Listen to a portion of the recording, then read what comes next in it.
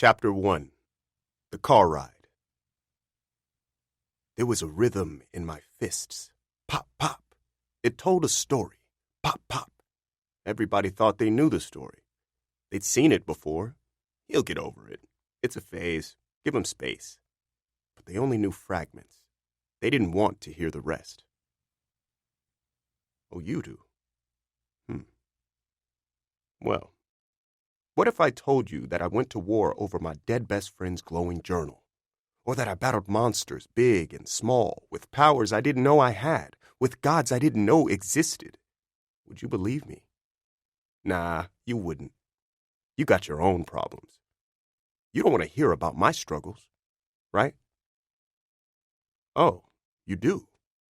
Well, I gotta warn you, it's a wild ride. So buckle up, champ. Let me give you some truth, and I hope it returns back to me. Tristan, they're here! Pop! Mom's shout interrupted my groove. I stopped pummeling the small punching bag Dad had installed in my room and loosened the straps on my boxing gloves with my teeth. The gloves fell on the bed, and I dropped down next to them. Eddie's journal sat on my tiny desk in the opposite corner, still glowing. Still unopened since his mother had given it to me after the funeral 2 weeks ago.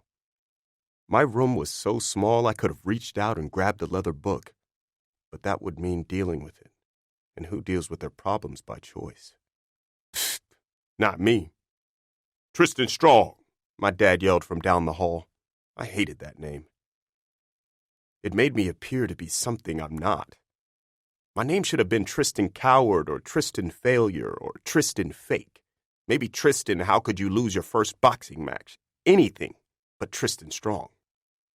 Mom's footsteps echoed through our tiny apartment, and then soft knocking sounded on my door. Tristan, baby, did you hear me? I cleared my throat. Yeah, I'm coming.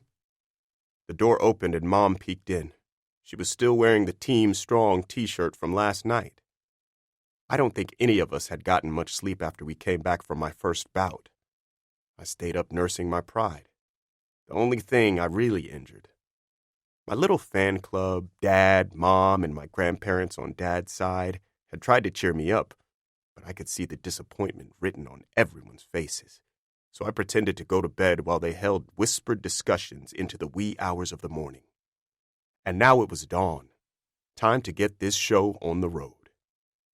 Mom's eyes took in the organized chaos of my room and crinkled when they landed on me. She crossed the floor in 2 steps, avoiding yesterday's untouched dinner in the process, and sat down on the mattress. It's only for a month, she said, not even play acting that she didn't know what was wrong. I know. It'll be good for you to get away. I know.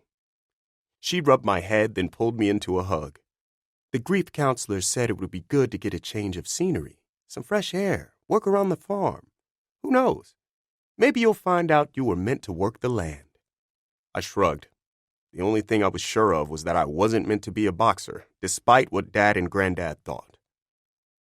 I pulled free of Mom's hug, stood, grabbed my duffel bag, and headed out to start my month of exile. Aren't you forgetting something? Mom asked. I turned, and she held Eddie's journal out to me.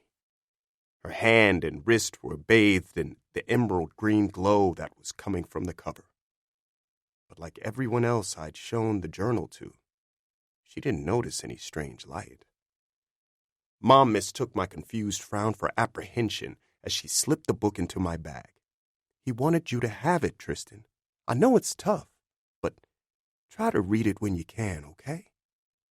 I didn't trust myself to speak, so I nodded and headed to the front door.